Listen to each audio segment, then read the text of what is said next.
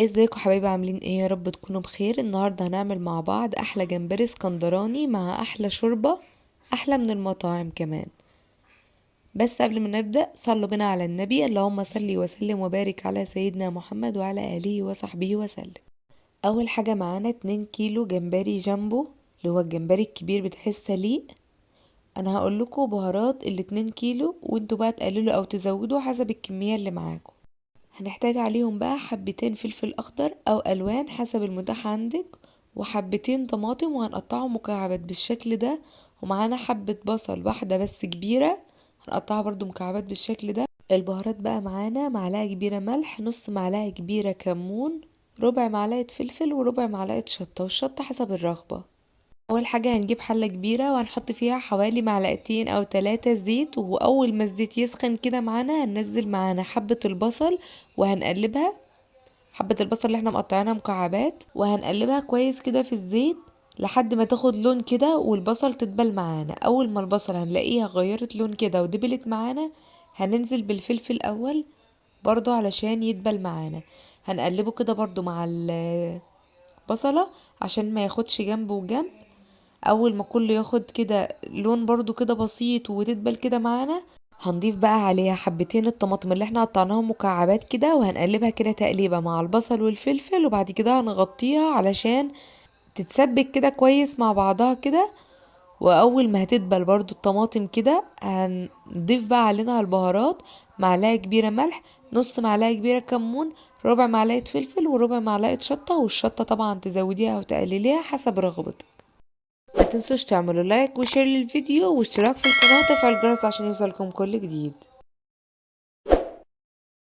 بعد ما قلبنا كل البهارات كده مع الطماطم والبصل والفلفل، هننزل عليهم بالجمبري. طبعا هنكون مغسلينه كويس، ولو في العرق الرملي اللي بيبقى في ظهره هنشيله بكل سهولة بسكينة كده.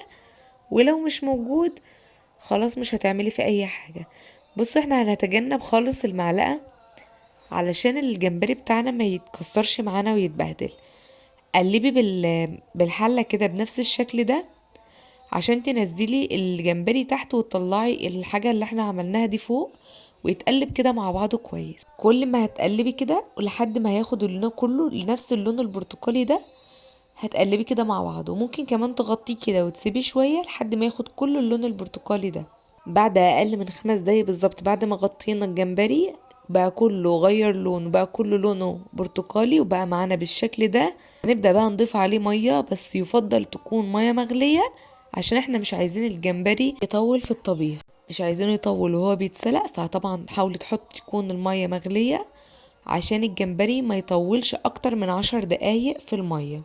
والجمبري ده من اسرع الاكلات يعني، لو سبتيه اكتر من 10 دقايق هيجلد كده وهتحسي ان عمل زي البلاستيك كده وانت بتاكليه. ولازم تكون المية متغطية كده للآخر عشان يستوى بسرعة. أول ما الجمبري هيبدأ كده يغلي معانا وهنحس ان هو استوى، هو أخد حوالي 10 دقايق، هنبدأ بقى نصفيه كده الجمبري واحدة واحدة. جيت أعمله كده حسيت ان الجمبري هيتهرد معايا، فبدأت أطلع بالمعلقة كده وأحطه في المصفى بالشكل اللي هتشوفوه ده، وأصفيه كده من أي خضار وأي حاجة، وأحطها في حلة تانية لحد ما صفيت كل الجمبري. وبعد كده بقت معانا بس المية بالخضار زي ما انتوا شايفين كده. هنسيبها لحد ما تبرد، لو هنعملها في الخلاط يا اما نعملها بالهاند بلندر وهي سخنة في الحلة مفيش اي مشكلة. كده فصلنا الجمبري اهو، ودي معانا الشوربة لوحدها. هناخد بقى الشوربة سبتها لحد ما بردت خالص، وبعد كده هاخدها هحطها في الخلاط وهبدأ ان انا اضربها. لو متاح عندك هاند بلندر وعايزة تعمليها وهي سخنة او انت مستعجلة عليها، مفيش اي مشكلة، هتسيبها في الحلة زي ما هي وهتعملها بالهاند بلندر مفيش اي مشكلة. بس عشان هو ما كانش متاح عندي فانا عملته في الخلاط، استنيت لما بردت وحطيته في الخلاط، وهتضربيه كويس مع بعض لحد ما كل الخضار يدوب كده مع الشوربة. بعد ما ضربته كده كله مع بعضه، طبعا ده الفلفل والطماطم والبصل والبهارات، جبنا حلة نضيفة كده وهنضيف عليه اللي احنا عملناه ده. بس انا هصفيه عشان لو في مثلا البهار او في الشنب اللي هو بتاع الجمبري او حاجة ما يبقاش في الشوربة. طبعا انا صفيته زي ما انتوا شفتوا بالشكل ده. وطبعا لازم تتغلى بقى. بعد ما هتغليها ممكن تدوقيها، هو كده البهارات بتاعتها مظبوطة، بس ممكن تدوقيها لو حسيت ان البهارات تقيلة قوي او زهرة هتزودي شوية مية كمان وتسيبها تغلي تاني.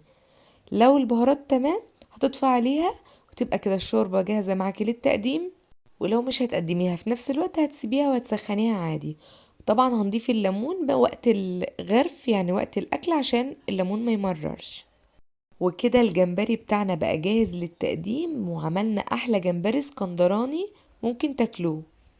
والشوربة دي على طريقة المطاعم، وكمان لو مش عندك جمبري بيعملوه كمان بالراس بتاع الجمبري عشان يطلع بس طعم الجمبري في الشوربة. جمبري ما شاء الله جميل جدا، الشكل والطعم بجد مفيش بعد كده. ممكن تقدميه بقى مع رز صيادية اللي هو الرز الغامق ده، او حابة تقليب عيش ممكن برضو تعملوا الصوص بتاعه تقليب عيش. ممكن رز ابيض حسب الرغبة، يعني حسب ما تحبي.